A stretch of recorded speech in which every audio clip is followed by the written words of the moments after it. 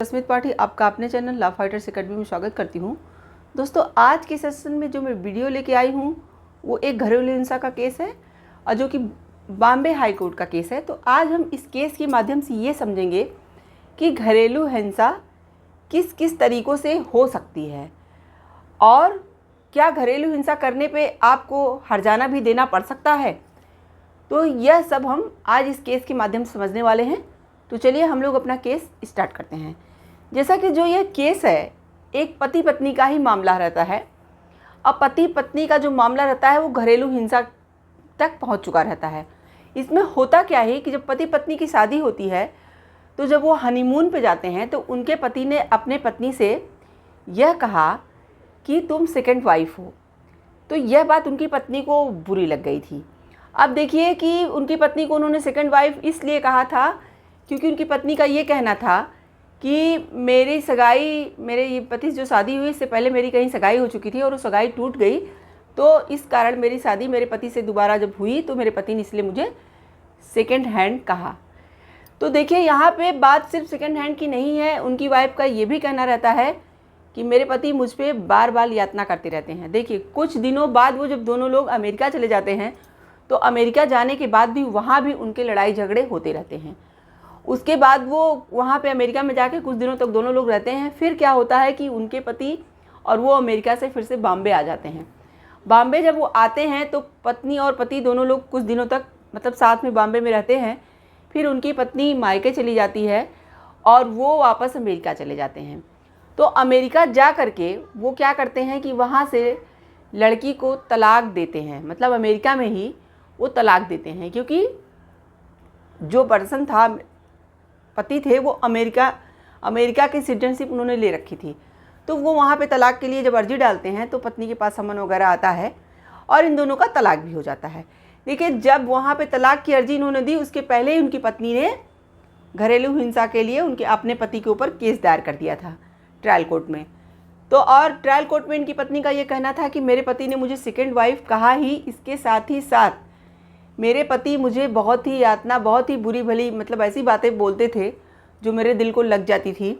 और जब से मेरी शादी हुई है मुझे इसी तरह परेशान करते रहते हैं और मुझे ज़बरदस्ती ये कहते हैं कि तुम्हारा किसी और से अवैध रिश्ता है, और जबकि मैं ऐसा कुछ नहीं है। और ये ज़बरदस्ती इस बात को कबूल भी करवाने की कोशिश करते हैं। और उसका ये कहना था कि और मुझे डरा धमका कि इन्होंने मेरे जो स्त्री धनता ने मेरे पास जो भी मेरी संपत्ति, चांदी सोना गहने, वो सब वो अपने पास रख लेते हैं। तो इसलिए उसने घरेलू हिंसा का उस पर केस कर दिया था।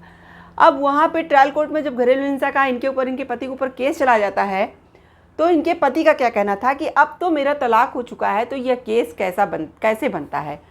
तो जो ट्रायल कोर्ट थी उन्होंने कहा कि आपकी पत्नी ने आपको जो है तलाक से, जब आपने तलाक की अर्जी डाली उसी समय इन्होंने घरेलू हिंसा की अर्जी डाली थी और आपका तलाक हुआ भी नहीं था, तब तक केस दायर हो चुका था, इसलिए आप पे कार्रवाई की जा सकती है। तो उन पे जब ट्रायल कोर्ट ने सब कुछ उनके मामले को जाना और समझा तो ट्रायल कोर्ट का ये कहना था कि देखिए घरेलू हिंसा के लिए यह बात ज़रूरी नहीं है कि आप जो है सिर्फ शारीरिक प्रताड़ना दीजिए, आप मानसिक प्रताड़ना भी दे सकते हैं, शारीरिक प्रताड़ना भी दे सकते हैं। अब यहाँ पे उनकी पत्नी को सेकंड वाइफ कहना उनकी पत्नी के दिल को छू गया था, यानी कि मानसिक प्रताड़ना यहाँ पे उनको दी गई थी। और इसके साथ साथ कहा अवैध संबंध वगैरह वाली जो भी बातें कही और डराना धमकाना, ये सब मानसिक प्रताड़ना और शारीरिक प्रताड़ना के अंतर्गत आ रहा था। तो उनके ऊपर घरेलू हिंसा का केस बनता ही बनता था। इसीलिए जो है ट्रायल कोर्ट ने उन्हें 3 करोड़ का उनके पति के ऊपर हर्जाना लगाया था और 1.5 लाख रुपये मंथली उनको मेंटेनेंस देने के लिए भी उनके पति को बोला गया था। अब देखिए उनके पति को ट्रायल कोर्ट की यह बातें समझ में नहीं आती है और उन्होंने ट्रायल कोर्ट के जजमेंट को चैलेंज करते हुए हाई कोर्ट जाते हैं। तो बॉम्बे हाई कोर्ट जाते हैं।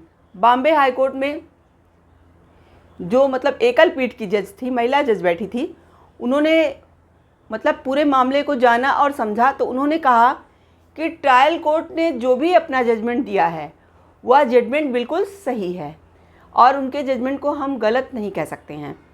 उन्होंने जो भी घरेलू हिंसा का जो बात उन्होंने बताई वो एकदम सही बताई।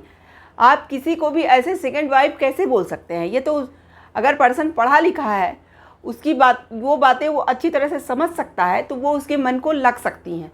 और आपने यहाँ पे वही काम किया, तो आप घरेलू हिंसा के अंतर्गत तो आते ही हैं। उसके साथ ही साथ आपने उस स्त्री का जो स्त्री धन वगैरह था वो भी अपने पास रख लिया है। आप उसे मानसिक प्रताड़ना देते ही हैं, आप उससे खुश नहीं हैं, तभी तो आपने अमेरिका में तलाक भी ले लिया उससे। तो ये सब बातें जाहिर करती हैं कि आप उससे घरेलू हिंसा आपके उसके ऊपर कर रहे थे। देखिए यहाँ पे जो मतलब वाइफ थी उसकी यह बात प्रूफ भी कर देती है पूरी तरह से सबूतों और गवाहों पे कि उसके ऊपर घरेलू हिंसा किया ही किया गया था। तब जब यह बात प्रूफ हो ही जाती थी तो 3 करोड़ का जो हर्जाना ट्रायल कोर्ट ने दिया था, हाई कोर्ट ने उसे बरकरार रखा और 1.5 लाख रुपए का जो मेंटेनेंस था उसको भी दिलवाया जाए हर महीने, वो भी हाई कोर्ट ने कहा बिल्कुल सही है। उसके साथ ही साथ जो स्त्री धन था, यानी कि जो उसकी वाइफ का उन्होंने पैसे वगैरह ज़बरदस्ती गहने ज्वेलरी वगैरह रख लिया था, उसको भी कोर्ट ने कहा कि उसे वापस किया जाए। तो ये था पूरा मामला। देखिए हमारे देश में घरेलू हिंसा से संबंधित मतलब बहुत सारे केसेज आते रहते हैं और यहाँ पे जो है इनके पति ने अपनी पत्नी को मानसिक रूप से जो है घरेलू हिंसा किया था। देखिए घरेलू हिंसा में ये ज़रूरी नहीं होता कि आप बस मारिए पीटिए, जैसे मान लीजिए किसी पत्नी को मारा पीटा जा रहा है तो ही घरेलू हिंसा हो, कि उसके साथ अत्याचार बहुत ज़्यादा किया जा रहा है, उसको बहुत ज़्यादा मार दिया जा रहा है, पीट दिया जा रहा है, तभी घरेलू हिंसा। तो ये घरेलू हिंसा के केस के लिए अगर हम मानसिक टार्चर भी करते हो, यानी कि ऐसी कोई बात बोल देते हो जिसके दिल को लग जाती है, उसे बहुत मानसिक पीड़ा देती है, या ऐसी हरकतें आप बार बार कर रहे हो कि इसको मानसिक पीड़ा हो रही है, तो भी वो घरेलू हिंसा के अंतर्गत ही आता है। तो इस केस में भी यही हुआ और बॉम्बे हाई कोर्ट और जो है ट्रायल कोर्ट ने अपने फैसले में इनको 3 करोड़ की जो है पेनाल्टी लगाई, यानी कंपनसेशन इनको देना पड़ा अपने जो है ये घरेलू हिंसा जो इन्होंने अपनी वाइफ के ऊपर किया था। उसके साथ ही साथ 1.5 लाख का मेंटेनेंस भी इनको देना ही पड़ेगा, ऐसा कोर्ट ने कहा। तो ये था पूरा जजमेंट और ये थी पूरे घरेलू हिंसा की यहाँ पे जो मुद्दा था।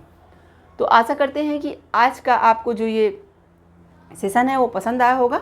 आप मेरे चैनल को लाइक कीजिए, सब्सक्राइब कीजिए, शेयर कीजिए और बेल आइकन को दबाइए, जिससे ऐसे ही नए नए केसेस में आपको अवगत कराती रहूँ। Thank you very much.